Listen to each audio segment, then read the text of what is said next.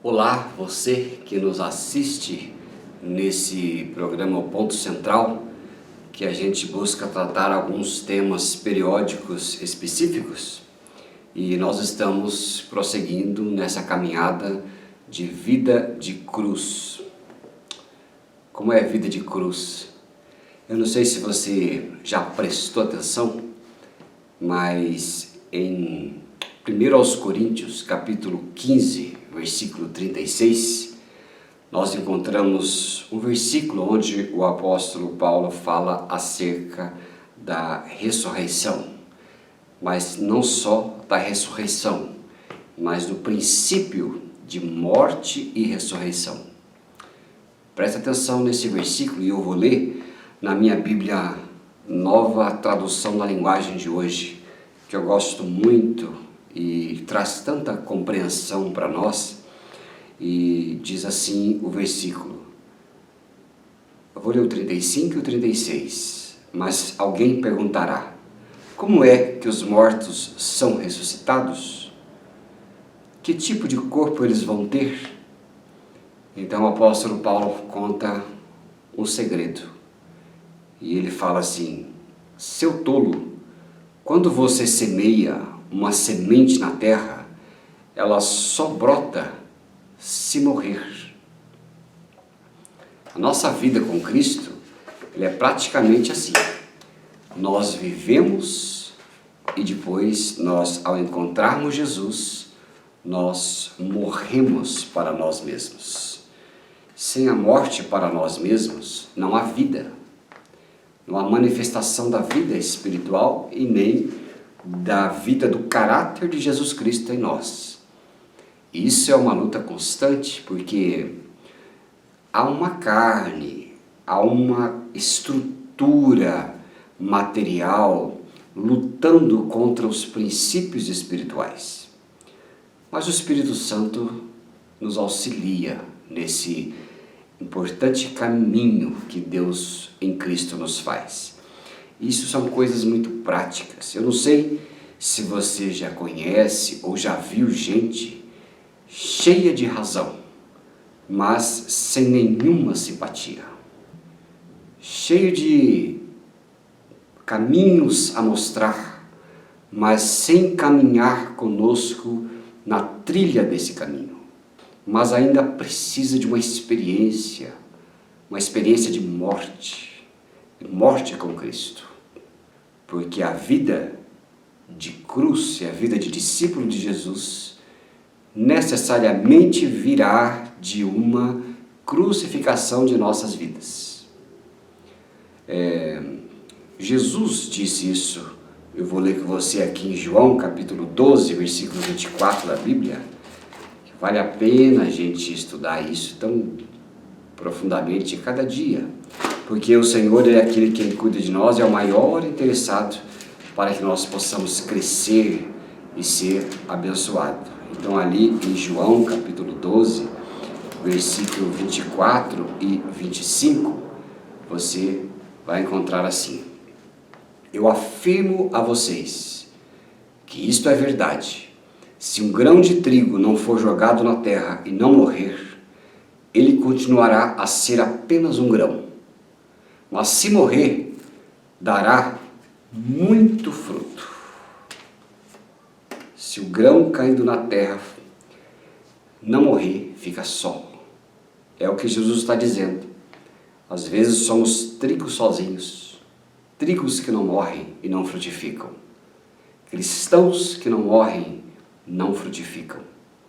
Tem que ser aquela vida crucificada juntamente com Cristo, que é a vida de cruz. Não tem espaço na vida de um discípulo de Jesus se não houver espaço para a operação da sua palavra em nossa vida. Bons comportamentos, boas atitudes sociais, bons relacionamentos não são exclusividade da igreja cristã. Todas as outras religiões fazem as mesmas coisas.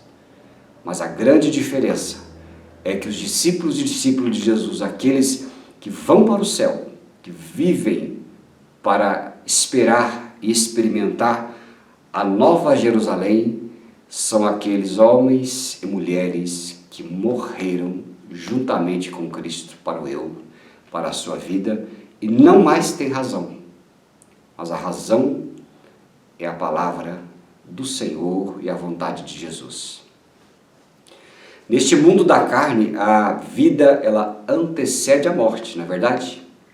Nasce e se morre. Mas no âmbito do Evangelho, aquele que é mostrado pela cruz de Cristo, a morte vem antes da vida. Por isso que João, ali, capítulo 12, verso 24 a 25, diz: se grão não cair na terra, se cair na terra e não morrer, fica só. O cristão, ao receber Jesus na sua vida, deve morrer para a velha vida e renascer para a vida nova. Se alguém nasce nesse planeta, ele sempre vai ter que morrer um dia, mas a vida da carne, por causa do pecado, ela encontra-se destinada a morrer. Ninguém nasce para viver, embora todos vivam aqui para morrer. Além do que ser a morte da carnalidade, não haverá vida espiritual. E por isso o espírito de uma vida crucificada vem antes da criação do mundo todo. Ao nascermos neste mundo, nós estamos predestinados a morrer. A gente sempre ouve alguém dizer: não, nada nós temos mais certeza do que a morte. É verdade. Mas na vida com Cristo, nós temos que morrer para viver para a eternidade, ressurreto juntamente com Jesus Cristo. Essa é a obra da salvação de Jesus. Dar cabo, é dar fim a nós mesmos. É isso que Deus faz conosco. Nós não podemos acreditar numa história onde Jesus morreu numa cruz para salvar os pecadores sozinho. A Bíblia diz, se você ler depois com bastante cuidado, Romanos capítulo 6, você vai ver que a obra subjetiva de Jesus não era só morrer por nós, era nos fazer morrer junto com Ele. E essa realidade nos fará com que sejamos pessoas renascidas. Não existe a morte de alguém longe na história. Existe a morte de alguém com Jesus Cristo na história. Era esta a obra da sua salvação em nossas vidas. A cruz ela não é apenas um tribunal de execução, disse alguém, mas ela é uma via de conduta.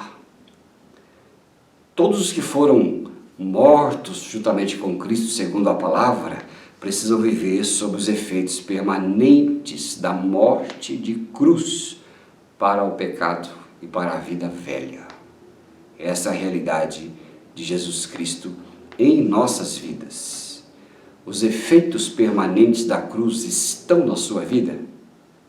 Se não tiver, você tem que fazer uma análise diante do Espírito Santo. Por que tanto eu e tão pouco de Cristo? Por que tanto o que eu penso e menos o que Jesus pensa? Por que tanto as minhas vontades e poucas as vontades de Cristo na minha vida? Por que eu não tenho quebrantamento? Se a cruz ela é um lugar de quebrantamento. É como eu disse, os efeitos da cruz devem ser permanentes em nossas vidas, sempre. O que é o efeito da cruz? É eu e você renunciar para os nossos gostos e obedecer aquilo que Jesus nos ensinou. Esses dias eu li uma devocional muito interessante sobre o amor às outras pessoas. E nós vivemos num mundo de guerra. Você vê aí os fatos recentes da história, um mundo imerso em guerra. E quando não tem guerras armamentistas, nós temos guerras interiores. Quando nós não lançamos foguetes em cima dos outros, nós lançamos palavras e sentimentos negativos e de ódio acerca dos outros. Mas quando eu olho para a palavra e vejo Jesus dizendo, amem os vossos inimigos, e eu dou as costas a essa palavra, eu estou mostrando que eu realmente não tenho uma vida com os efeitos permanentes da cruz em mim. E você também pode estar experimentando essa realidade.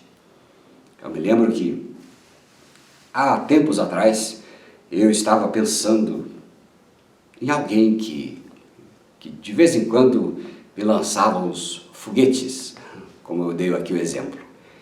Então, quando eu vi essa devocional, eu pensei, ou a gente pode dizer que o Espírito Santo disse, eu pensei e veio à mente o que Deus falaria para mim. Você não tem direito de odiar. E aquilo ficou na minha cabeça. Eu não tenho direito de odiar. A carne deseja odiar, falar, lançar foguetes, mas o Espírito milita contra essa carne. E aí a operação de Jesus na cruz diz, você não tem direito de odiar. E se você quiser permanecer no seu direito de odiar, você dará as costas a mim. Agora, vai de cada um de nós, porque a gente esconde o dos outros, mas de Deus ninguém esconde absolutamente nada. E é por isso que eu gosto muito, quando penso nesse assunto, e eu sei esse verso de cor, mas aqui na nova tradução da linguagem de 8, e segundo os Coríntios, capítulo 4, versículo 10, eu por muito tempo usei este texto para as minhas lutas interiores. E eu acho muito interessante esse versículo da Bíblia, que diz assim, em 2 Coríntios 4, versículo 10. Levamos sempre no nosso corpo a morte de Jesus, para que a vida dele seja vista no nosso corpo. Durante a vida inteira estamos sempre em perigo de morte por causa de Jesus, para que a vida dele seja vista nesse corpo mortal. A autenticidade de alguém genuinamente cristão que nasceu de novo, se é que a gente pode enumerar alguns sinais, mas não é tanto uma confissão, uma pertença a qualquer religião, mas é o Espírito da cruz agindo no modo de ser das pessoas.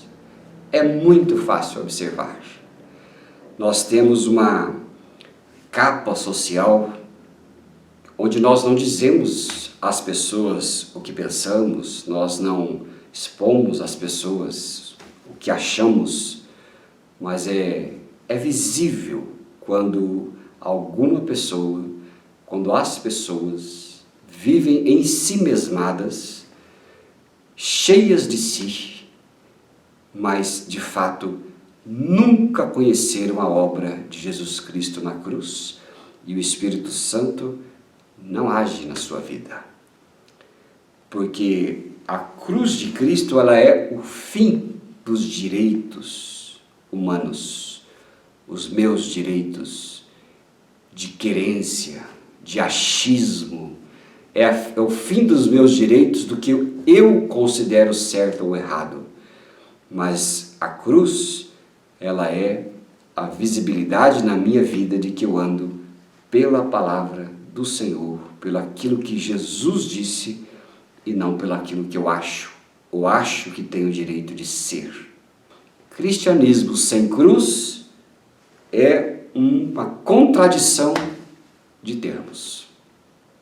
Só alguém que anda com ele debaixo de quebrantamento é que pode ter os sinais ou as evidências, ou uma delas, de que verdadeiramente nasceu de novo. Como é a sua vida?